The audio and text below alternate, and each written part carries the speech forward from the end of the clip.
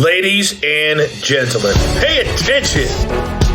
This is your boy, the coach from the WWE. I would like to welcome you to the very first wrestling podcast in the world to take you on a weekly deep dive into classic matches along with legends of the squared circle. Enjoy the discussion. Enjoy the back and forth. There's so much to get into. Ladies and gentlemen, this is the payoff.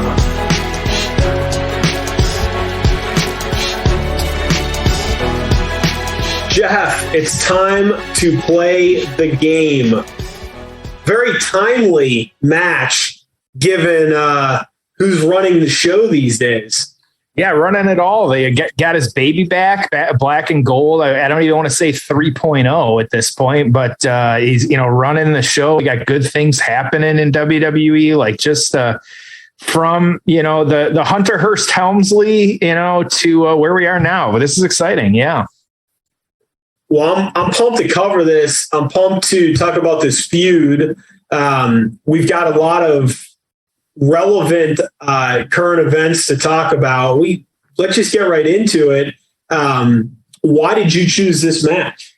Yeah, the timing, for whatever reason, you and I have some of the best luck ever when it comes to we could be a month out and then all of a sudden Triple H is back in the news, or I'm surprised we weren't doing a Page match or something. And so, all this stuff that just line us up perfect. And this was one where just not talked about much, that I thought that this was a good opportunity. It was a well-rated match. There was really a lot happening at this time too, with the title moving and things going on. And so, it's just one of those where I was like, hey, you know what? It's been a while since we've talked Triple H too. It's a good time. Let's make this happen. Well, I'm excited for it. So much to cover here, man. Let's jump right into the build. Oh, it's time for the build. So I'm trying to remember if I went to this show or not. Believe it or not. I can't remember. Good old Gund Arena, no? Yeah, so I don't think I did, because I think I'd remember if I did. But I did used to drive over to some gun shows. This was my sophomore year of high school, I think. So, I used to go over. I mean, compared to ticket prices now, I bet this would have been really cheap to go to this show, because I don't know if you've noticed lately, do you ever check shows just to see what ticket prices are? Have you looked recently? I actually just yesterday, it's funny you asked, because SmackDown's going to be where I'm at in November. And so I was just looking for the hell of it. Did they feel like they're a little higher than normal? Way higher. Okay. So I've been looking. I forget what I was looking at. Maybe it was SummerSlam Nashville. Dude, ticket prices are crazy right now. Crazy. I was looking not even on the floor, but kind of lower bowl, and I couldn't get out for under $200. I'd have to sit behind the stage, up on the upper rail. Who the hell's paying these prices? I don't understand. SmackDown, dude. I'll blow my wad on a WrestleMania Royal Rumble type show, maybe. Right.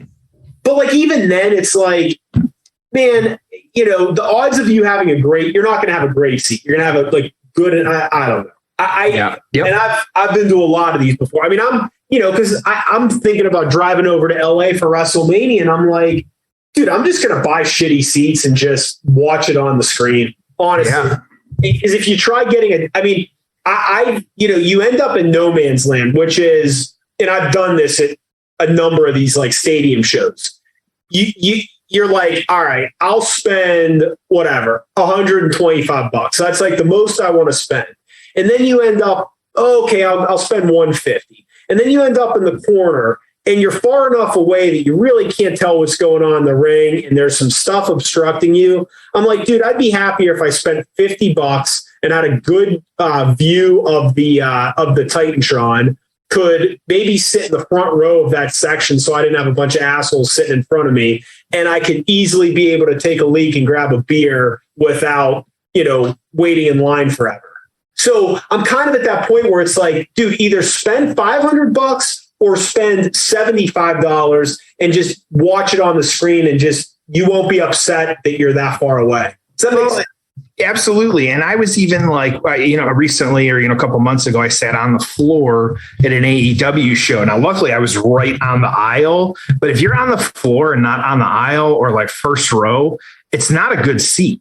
Like, and you and I are taller guys, so we can manage, but like you can't see shit. And so, right. And then at that point, I feel like every pay-per-view now, you've got that light of doom that's shining as well, too. So you never know if you're going to have the crazy camera setups shining back in your face. And so there's just, it's going like, I feel bad for people that don't know these things. Like we should do like, it's like, you're going to screw yourself. And I want people to go and have a good time, take the kids, like, it's exciting, like, have that, like, trying to get my lady to go to one of these shows. And I would know like the seating would be super important and it's different every time. Yep. No, you're right. It's the first time ticket buyers that get screwed on this stuff, and then they don't go back or they learn their lesson. But I get it. I get it. So I'm right there with you, man. Guns Arena, Cleveland. This was the first No Mercy pay-per-view. It's October 17th, 1999. Packed house, big crowd. The reviews for this show, I mean, people love this show. Meltzer's readers, 91% thumbs up, 2% thumbs down, 5% thumbs in the middle. Favorite match was the ladder match. And then the worst match was Moolah and Ivory. But let me run through this card real quick. Just a really fun show. Godfather defeats Midian in 7 minutes. Moolah defeats Ivory to become women's champion in 3 minutes. Yes, you read that right.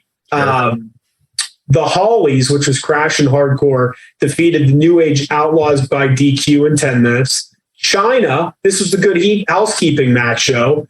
China would defeat Jeff Jarrett for the Intercontinental title. So that's the final Jeff Jarrett match, held them up for money, blah, blah, blah. But a lot of drama going into that match because kind of knew what was going on from the dirt sheets. Then you get The Rock defeating the British Bulldog in 6 minutes. So that's a fun match to think about. That was during Bulldog's return.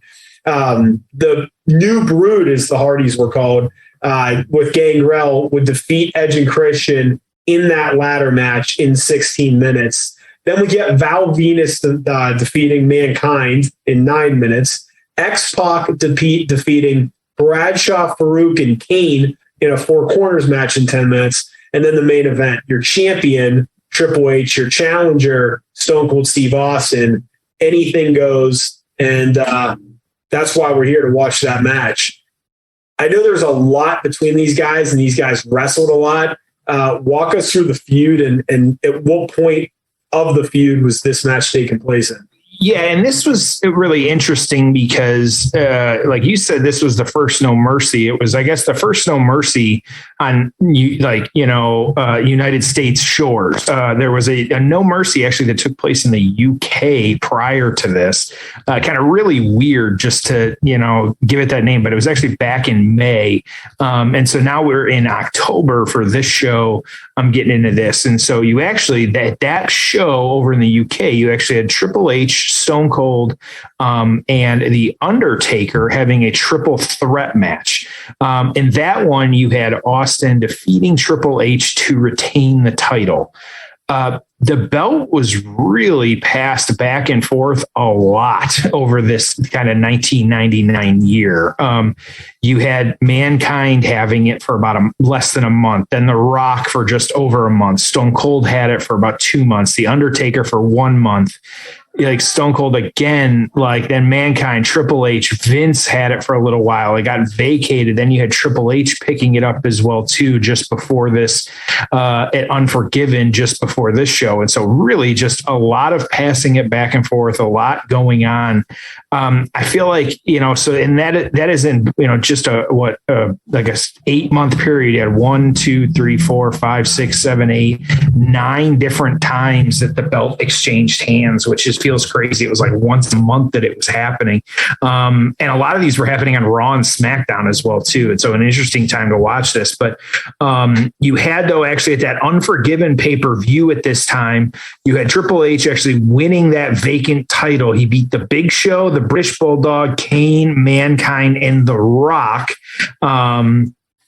to win that one. Austin was actually the special guest referee of that one. That match had been given at the time 3.5 stars. And so just kind of, throw them all the guys that not even some that had been going after it. Kind of going after the belt again. And so Triple H going into this match has the belt. You actually had him fighting The Rock as well, too. There was the Rebellion pay-per-view or Rebellion show, if you will, taking place at this point as well, too. And Triple H beating The Rock. It was actually a steel cage match for the WWE Championship. And it was interesting because I say pay-per-view, it wasn't double checking my notes here. It was only in the UK. And so it's just really, I feel like a ton of hot shotting with the belt. You had these guys, as I like to say, they were in each other's universes to like extreme degree with having different matches. Everybody's really a hot shot in the belt back and forth. You had a lot happening here, a lot happening after this as well, too, that we'll get to in the aftermath. But for this part, everybody was wrestling everybody at the top of their game leading into this No Mercy match. Well, you ready to go? So I got some news first, Tom, exciting news for the payoff. Everyone, we always say it every week. We're not going anywhere, but we got a new sponsor for the show. Hey, people love listening to the payoff. People are a big fan of us. And so, of course, Manscaped not going anywhere. Don't forget about that one. So using that promo code, payoff20, it gets you 20% off free shipping. Everybody knows that one. We all talk about it. And so make sure to check that out. But we have picked up a new sponsor for the show. We're very excited about this one. And so, True Classic Tees. And so this is one where, I say tees, t-shirts, whatever you want to call it, but they've got a little bit of everything. And so, again, Tom and I, we say it a lot. We mean it. We don't plug this stuff if we don't believe in it. And so, and for me, I would almost call myself a t-shirt connoisseur. If you ask any of my fraternity brothers from college what my outfit of any given day was going to be, it was going to be a white t-shirt and my boxers on the couch. And so sometimes that's all you need to, feel good and look good. And so they've got just about everything in their store when it comes to menswear, but designed really well, make you feel good. I don't know if you have the problem. I'm we're taller. So sometimes I got to buy tall stuff. I hate it. They've got a bunch of different stuff. Best part of it is well too, we got some discounts for you. And so what we can do for you is you get 25% off. It's at trueclassic.com. All you got to use is our promo code payoff25. So Manscaped, you're getting 20% off, payoff20, trueclassic.com. We got 25% off for you using the promo code payoff25. Now, free shipping over $100, all kinds of good stuff. And I say, they've got t-shirts, they've got polos, they've got workout shirts, which is the same thing. Finding a good workout shirt, I feel like is just a pain in the ass sometimes. And so, but also, and I love this about it as well too, 30-day, free guarantee returns. If you don't like it, send it back. So you know what? Order it, check it out. Tom and I wear it. It's one of those good ones. And so, we're going to be, enjoying this partnership with them over a little bit here. And so if you want just to look good, feel good, trueclassic.com. Check out their t-shirts with our promo code payoff25. Tom? So if you want to get, right, so the 6-pack of t-shirts. Yep. Okay. And these are nice t-shirts. 6-pack of t-shirts, $90. So that's $15 a shirt, right? Yep. That's actually pretty good for like a decent shirt, right? Yep. But you put payoff 25 in. You're down to $67 for 6 t-shirts. Yep. That's $10 a shirt. You can't get t-shirts at Walmart for $10, and these things are way better quality. Yep. And that's just one thing, like the 6. But so they already give you a 35% discount for getting 6. Then you get 25% on top of that. It's all on the website. But like, dude, I'm just scrolling through some of this stuff and like the long sleeve t-shirts and puffer jackets. You ever wear those? Like, I love puffer jackets because they keep you warm. You can get them wrinkly and they don't. $67. Then you take the 25% off of that. So they got really good stuff. Super, super affordable. Well, and I'm in an area like it's really nice, and I'm actually going to order one, and I haven't yet. But like the zip up fleece hoodies, like again, like and like looking at the prices, like $35, like that's a really good deal. And I'm in an area where I could start wearing it right away. And so, yeah, I'm right there with you, man. Yeah, no bullshit. Like, it's good stuff. And again, even in their deals, you can still tack on the payoff 25 for 25% more off. So they got some stuff at 60% off right now. 60. That's crazy. And then you use the discount. So good stuff. Check it out. You'll hear us talking about it. We'll post about it, but pay off 25 if you want that. So, all right, let's get down to business here. Triple H, Steve Austin. We're at the 2 hour and 19 minute mark of this. 2 hours, 19 minutes. Jeff, are you ready? I got it pulled off. Let's do this. All right. It's time for the payoff. Oh, it's time for the payoff.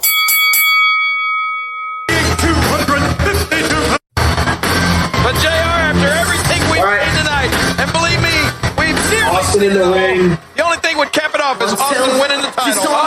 Looking like $1 million. Yo, Triple H music. I love this theme. Yep. Triple H. I used to come out to this song during when I was a backyard wrestler. The backyard wrestler, yep. Yes. This song right here. Actually, I want to hear more. Triple H has got that sledgehammer with him. So good. Really, like a good look. I'll tell you, man, I don't know where you are on this, but I just felt like Triple H, man, the guy during this era was a heel. Like he was just such a good heel. And I know he was briefly a babyface, but man, like he needed to be a heel. Taking out Vince. Here we go. And here he goes. So anything goes. Yep. And Austin running up to hit him. So I will say too, I don't remember, like we watched 2 matches from this show actually, and I don't remember any of this. This match? Yes. Oh, I don't either. So I'm all right with that. Like even kind of reading, like I did my notes. I don't even remember who's going to win this one. So I'm kind of excited to watch it. And so, so we're fighting up. I say the up by the Titantron at this point. The old school stages, like every stage was different. So you're just kind of looking around. Of course, I don't know. They've got this like wood flooring on each side that's just from the arena, but it's like, I guess they had it covering whatever they had covering. Might have been ice, might have been basketball, because they do play both in this building. But I was going to say, that doesn't look like a basketball. It's not the basketball like flooring, but no. Yeah, I mean, that's where the Cavaliers play. And so who knows? Yeah. Steve Austin going up top here. Got both legs in the braces. Yep. First thing I wanted to discuss, and I'm bringing this up partially just because it's timely, but especially because we're talking about Triple H. I'm going to give you my observation, and I want your thoughts on this. If you look at what Triple H has done since he's taken over, to me, Vince had even more control than I thought he had, and I thought he had a ton of control. He micromanaged every aspect of that product and would not do anything that he did not want to do. Case in point, War Games. You think Triple H over the past 20 years didn't bring War Games up to him? Of course he brought it up. He probably brought it up all the time. He brought it up before NXT was even a thing. NXT becomes a thing. Finally, he's able to do War Games down there. They own the copyright. So, but like now it's on the main roster and it's a phenomenal idea and I'm sure it'll be a huge success.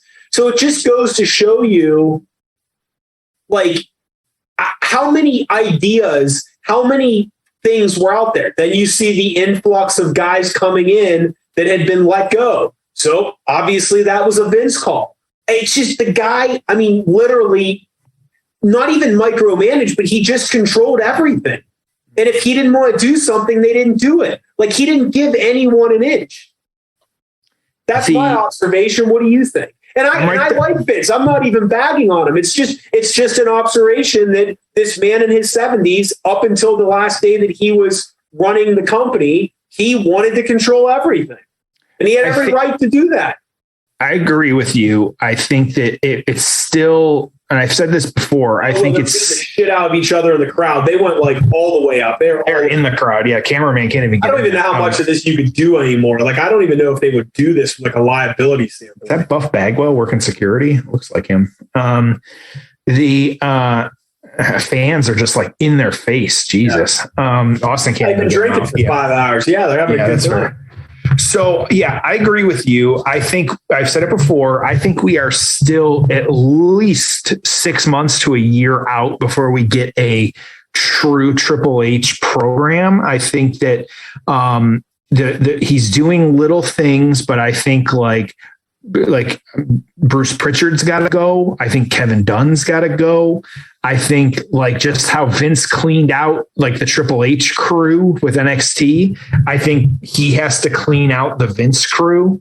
And it's only a matter of time on some of those guys. And so I think I said it before too, and I'm going to stick to this. I think that WrestleMania is a good kind of like if he puts on a phenomenal WrestleMania show and then I say he really lucked out and then he got it in like LA versus like, some city, I say some, like Indianapolis or some shit, like, new stadium or Minneapolis or like, somewhere in the Midwest, which I live, but also like, he's got the literal stage set for him to be incredibly successful out in LA. And if he uses that as like kind of the reset point of, okay, after that, I'm like, I can do what I want. I can, have a few more of my shows. I think we will slowly start to get like some of this. I think we've already seen it too with some of the people that he's brought back. We know who he wants to build around.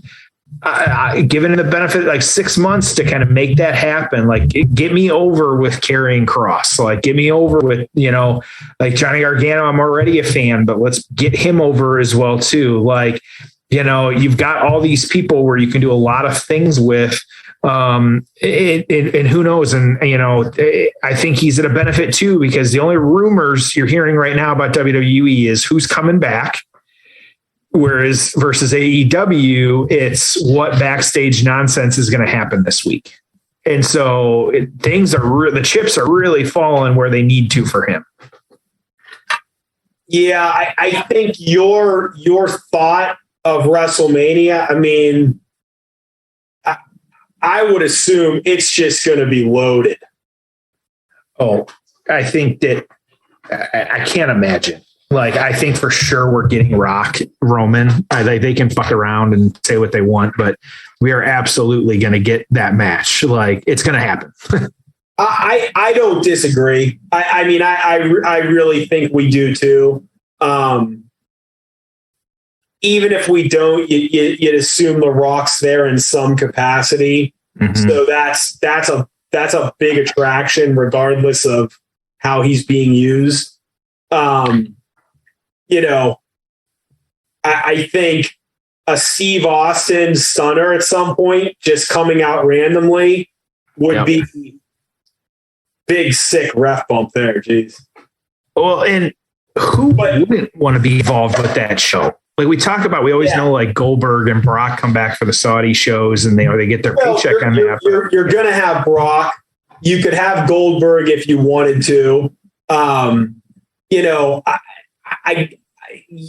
are you going to do with Cody? I mean, you've got that, you've got that card to play. I mean, you go through all this and you're like, man, it's a good thing they have 2 nights. They need it. We're done. We're done doing the one night thing. I'll tell you that. It's 2 nights from now on. I think it'll be interesting because Wrestle Kingdom is going back to one night on New Japan. So, it's going to be interesting to see how they're doing this. Especially, if he's looking at it as he has 2 nights to put 2 different shows together. Cause that's the other thing is like, how do you treat like main event 1 versus main event 2? I think that there's a lot of opportunity for him to tell a different story. No matter what the main event is on either night, I think that you have a really good opportunity to, for him to tell the story that he wants to tell. Yeah. And it's interesting too. You've got the stunner, but no referee. The other thing too, with the 2 nights and they'll do it at some point, but it's like that Daniel Bryan, storyline, where he had to open the show and close the show. You can always do we're going to do a ladder match and the winner on night 1 gets a title shot on night 2. Or if someone beats so-and-so on night 1, they advance to night 2. There's a lot of devices there that you can do too with those 2 nights that, they'll eventually play around with. Mm-hmm. Yeah. So, another nasty ref bump. Mike Chioda is just getting his ass kicked on this one. Here comes a pedigree now from Triple H. But again, no ref. Everybody's on their feet for this one too. Like they were in the crowd. We've been primarily in the ring since, but yeah. Got another ref. We got another ref. Yeah. It's Earl now. Triple H had the match won. Mike Chioda, the regular referee, is down. Senior referee Earl Hebner now apparently taking Chioda's place, and that ain't going to work, Triple H. Did you see recently Tony Khan was like, oh yeah, I know like we need to work on like our refereeing, like they're missing a lot of stuff. I hate the back and forth where, he's a character, then he's being real. I'm sorry, but you got to pick a lane. Pick a lane. Yep. And I don't even care which one it is, but like you watch Triple H. Did you watch Triple H on Logan Paul? I caught most of it. Yes. Excellent. Triple A and Stephanie was there too. Yeah. Triple H is so good in that role. Yeah. Okay. He is so good in that role because he's likable. I think he's relatable. I think he's pretty humble. Like he's just he's not Vince. He's not Tony. I mean, he's just not I'm a billionaire. It's I slept in my car and became a wrestler. And I mean, he's the perfect guy to be the face of the product, right? Because like Stephanie and Nick Khan, they run the business. Yep. Okay. We'll get the TV deals. We're going to, negotiate the Peacock contract. We're going to deal with the corporate sponsors. Triple H is in charge of the product. There is not a better person on this planet to be in that role because he lived it. He did it. He's just cool hand Luke. He's not, his emotions are never, he's not going to be, crazy ass backstage. You can't not like him and respect him. I actually, it's funny because, 3 months ago or before the whole Vince thing started, I would have said, yeah, I can understand why people would like Tony more than Vince. I understand why people may want to work for Tony. Now I'm like, man, I feel bad for Tony. That poor son of a bitch is competing against Triple H. Would you want to be competing against Triple H? Having never been a wrestler. That's what I was going to say. Yep. Having your money handed to you by your dad, never being in a ring. Being a little younger than some of the talent, like being younger than you'd like to be. You'd probably rather be 48 in that role than 38 or whatever he is. It is, and I'm not rooting against AEW, but it is going to be very, very difficult for them. Now, are they going to get a big new TV deal? Are they going to do well? Are they going to have 1 million people watch their product? Yes, they're going to be successful, but they're going to have a lot of competition. It's going to be very tough, and you're already starting to see it. It sounds like Malachi Black wanted out of his contract, wanted to go back to WWE. Gargano could have signed with AEW. He signed with WWE. How many guys would prefer to work for Triple H? How many, and remember, it's always going to be unfair to WWE because these wrestlers grew up wanting to be at WrestleMania. They didn't want to work a show at Arthur Ashe Stadium. They wanted to be at WrestleMania. So they're always going to have an unfair advantage. Okay. But Triple H, man, he's a hell of a recruiter. He's the guy that you want to work for. And I think it's going to be very, very difficult for AEW. And then you wonder a guy like Jericho, where's he going to wrap up his career? Where do you think Christian's going to want to wrap up his career? Well, it's like the sports, the athlete, like signing the day contract to retire as, the team that he played. Where do you think Daniel Bryan's going to wrestle his last match? 20 years with, yeah. Is it going to be an AEW Double or Nothing, or is it going to be a WrestleMania? You know the answer to that. Yeah. Come on, kid. Finish up at WrestleMania. We'll throw you in the Hall of Fame next year. Well, and even he could do another 2-3 years. Who knows? Like at AEW, and then he does a 6-month run in the lead up to a Mania. Gets another WrestleMania Rumble, start a feud with somebody, work a great match. Yep. You're done.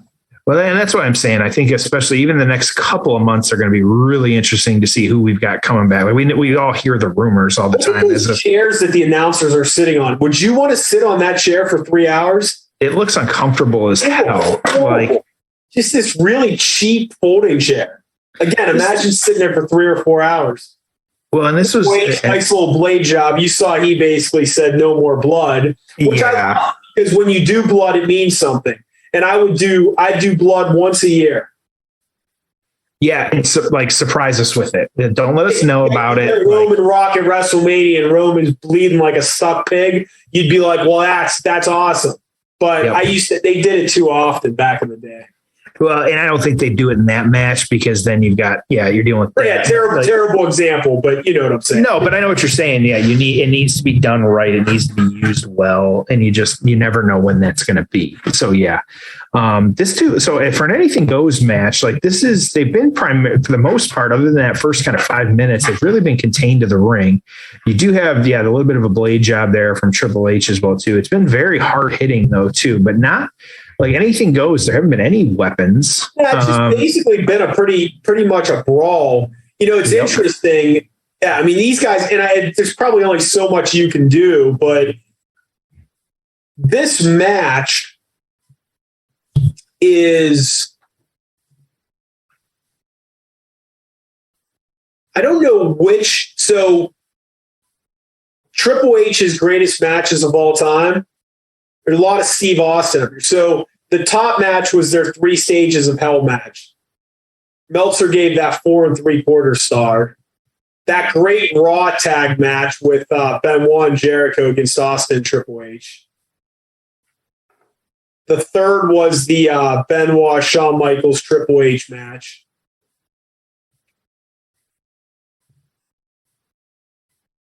But yeah, Austin's on here quite a bit. I'll tell you, Triple H, man, when I say best workers of all time, you're probably not thinking Triple H. Nope. It should be, but I'm not. But Triple H has 12 matches that are 4.5 stars or higher.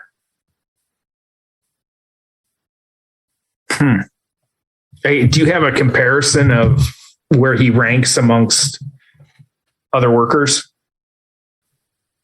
Well, I mean, I look at this like every episode. I look at one or both these guys. So I've looked at, enough of these to tell you that that's actually pretty high. Yeah. That's a lot of matches. I mean, it's not Shawn Michaels, but it's a lot of matches that are that high. And then a bunch of 4.25. I mean, you go 4.25, he's got another 14 matches that are 4.25 star.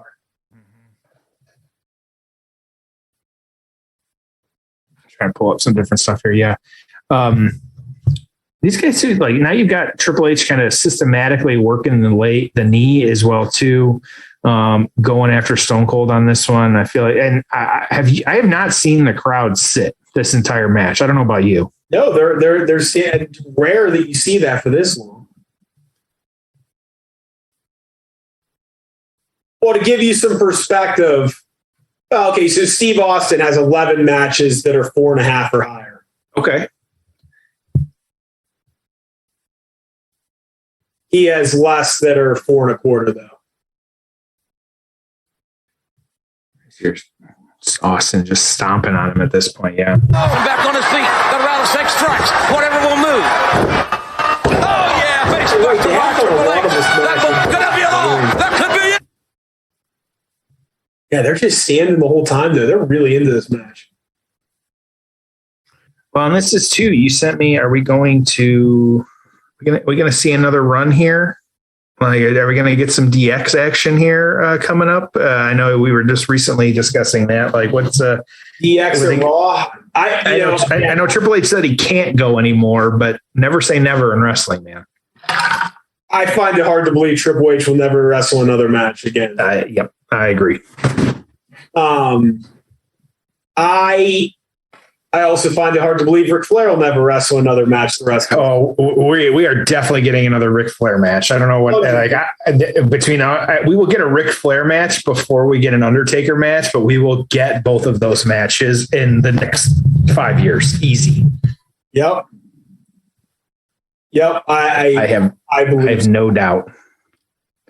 And I think Rick will do better in this next match than he did in this last match. Like, and fans of the show know, like, check out our social media at Payoff, at Payoff Pod and all that stuff. Like, I was just recently doing one, and it was for the Ric Flair retirement match, one of the many. And we even had, like, I typed it out, like, how many retirement matches can one man have? I remember us talking about it at the time. Like, you know what? And to be honest, like, I know that wasn't everybody's cup of tea, but you and I loved that fucking match. Like, like how they did it. I feel like he was really happy with it, other than the passing out twice. But however you feel about it, like, dude, love that shit. Yep. Big superplex there from Austin to Triple H. Yeah. Everybody cheering for him. So the other thing that took place this same weekend, I believe the night before, if I'm not mistaken, was the Heroes of Wrestling show, which I've mentioned on here before. Ah, yes. Main evented by Jim Neidhart and King Kong Bundy, defeating Jake Roberts and Yokozuna. The famous... It went 16 minutes. Jake Roberts was drunk. Yep. But the amount of talent they had on this show, Snuka, Orton, Bob Orton, Abdullah the Butcher, One Man Gang, Tully Blanchard, Stan Lane, Bushwhackers, Iron Sheik, Nikolai Volkov, Too Cold Scorpio, Greg Valentine, George Steele, Samoan SWAT team, Marty Jannetty. What a show, man. What a show. Austin is pounding Triple H's knee with a chair.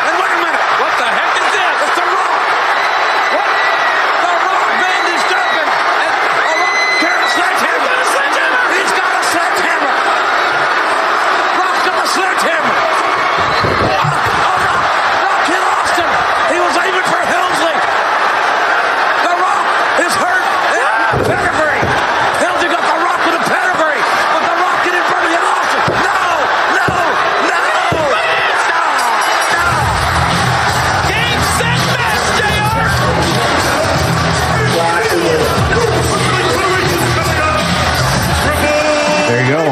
Triple H has pinned Stone Cold Steve Austin after The Rock, who came for Helmsley. No doubt about it. But The Rock in his first. All right, let's get into the aftermath. Ho! It's time for the aftermath. Well, what'd you think? Hard hitting, man. I enjoyed that more than I thought I was. That was just to steal from JR, that was a slobber knocker. They really beat the hell out of each other for 20 minutes. That was shot from a rock, like so fucking hard how he swung. I think that I enjoyed how stiff that was. I thought that was pretty good. I did too, man. It was a really fun match. Never really had a dull point, and I liked it. Yeah, absolutely. So after this one, so where we kind of went after this, Triple H actually had the championship until Survivor Series in November the next month, where he lost it to the Big Show. It was actually a triple threat match with the Big Show, The Rock, and Triple H. And so you got, I still have it on. Triple H is just getting attacked by Austin as well too, kind of going up the ramp. You then, at this point, then in late 1999, you had the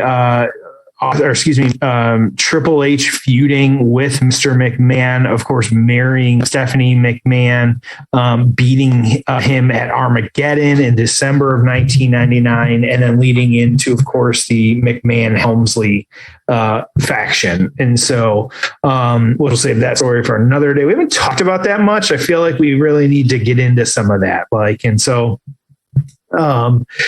We had that, but at that point, that kind of angle was really the better part of a year and a half. And so kind of how that played out. So now you've got this point again, you got Triple H getting stuffed into the limo as Austin was chasing him through the back, and Triple H driving away. This is the kind of immediate aftermath of this one.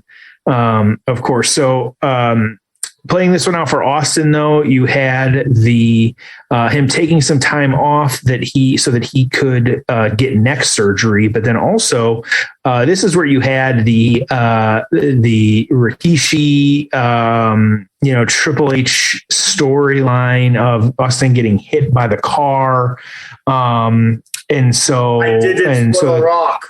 I did it for The Rock, yeah, so that he could.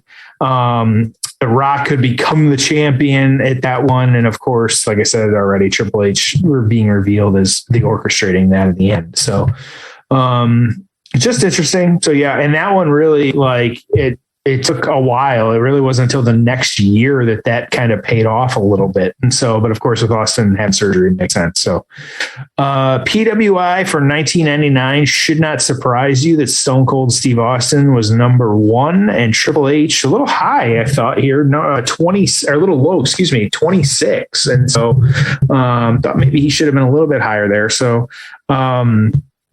the torch on this one saying the main event was 4 stars, but it was a 4-star match I've seen many times in the last year or two. Austin's matches, like Flair's over the years, are starting to all look alike. He uses every shortcut known in wrestling, brawl in the crowd to avoid taking bumps while getting a crowd on their feet, using the announce table as props, but he does it so well and in such a logical order, it's still very entertaining. As rough as the style appears, it's actually a clever camouflage to avoid taking flat back bumps. It's smart because it will extend his career. That said, I'd like to see Austin throw in a match here and there on pay-per-view that takes place almost exclusively in the ring. Maybe he doesn't want to risk looking ordinary, but his matches with Mankind, Undertaker, Kane, Rock, and now Triple H have a pattern which is becoming predictable. Becoming predictable, no matter how smart and well executed the match is not a good thing. Still gave it 4 stars though on that one. And so, Meltzer didn't have much of a write-up from the Observer on this one other than giving it 4 stars. He did say excellent main event, and that was really it other than breaking down the match. And so you got 2 4 stars, Tom. What are you feeling here for your payoff score, buddy? I'll give this one a 7. Fun match, star power. I mean, if that was the main event of a show that we were watching, remember, again, we're talking like No Mercy. So, you throw on Extreme Rules and that's your main event and you're watching on Peacock, you're like, man, that was a fun half hour I just spent. Like, cool. Let me go to sleep and wake up for work tomorrow morning, right? Like, you're happy with it. You're not blown away by it. Like, you and I aren't texting like, holy shit, did you see this? Oh my God, but pretty damn good match. I will agree with Meltzer though. It's like, and this is, I actually meant to bring this up during the match and I won't go down a rabbit hole, but Steve Austin was an iconic character. Okay. But his booking wasn't always great. Like, they did a lot of Steve Austin versus Triple H. So like, this was good, but it wasn't like, oh my, that was incredible. And, all these great feuds that Steve Austin had. Steve Austin had a great feud with Vince, great feud with The Rock. Him and Triple H is pretty good. But, again, they went to the same kind of match and kind of main event quite a bit. So, yeah, good, but not great. But again, I had no problem with it. What about you? Yeah, I'm at a 7.5. I think I probably would be right there with you with a 7, but I will agree. Like, you and I have the, retrospect and are able to 2020 hindsight to see how that played out. But yeah, I guess so if we have to watch all those matches to see if they really played out that way, maybe I just don't remember it because it was, I say, hidden that well. But I think just watching it as a standalone, like, I would tell people to watch that match. Like, that was pretty good. Like, they did a lot. I do feel like it was at the same time very classic Stone Cold of being in the crowd, some chair shots, working the knees, you got your early stunners, like it was, ref bumps. Like, it had a lot of classic WWE kind of staples of what you're going to get in a match, but I thought it was still really good. And like I said, it was definitely exceeded. For me, it was above average. And so, because we've seen some shit on this show, but I thought this one was actually pretty good. And they did work pretty stiff. Like, at the end of the day, like, this is the whole argument of like, they were still working hard. Like, they were still had to put in the time. Like, there was still a lot happening. Like, and so, yeah, I'm at a 7.5 on this one. Cool. Good stuff. Us sports entertained. Why not? Hey, plug Manscaped real quick. Yeah, of course. And so, as you and I know, like, our, title sponsor, our big sponsor that we've had for, almost as long as we've been doing the show, I feel like at this point. And so,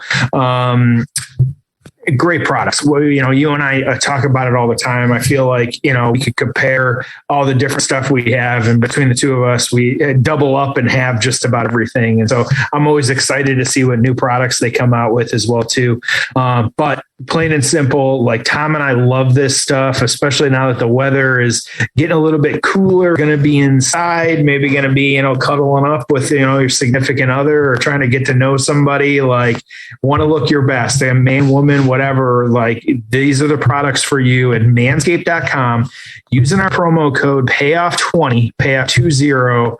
Just a classic 20% off free shipping. You can't go wrong. Everything in the store is worth it, from, if you're going all the way to the 4.0 lawnmower to make sure that, hey, let's just say it. I want my balls to look good. You get that lawnmower 4.0. At the same time, like, you just want soft lips, get that lip balm. Like, there's all kinds of good stuff in there. Like, there's a joke in there, but I'm not going to go there. But you know what? Like, all kinds of good stuff. Pay at manscaped.com. Payoff20 is our promo code. The whole store, whatever you want, free shipping and 20% off. Love it. Well, this was fun. Yeah. Going way back in the time machine for next week, which I'm excited about. Halloween Havoc 1992. Not one I've ever seen here. I'm excited. Absolutely. I'm pumped too, man. All right. Well, as always, we appreciate you joining us, and we'll see you next week on an all-new episode of The Payoff.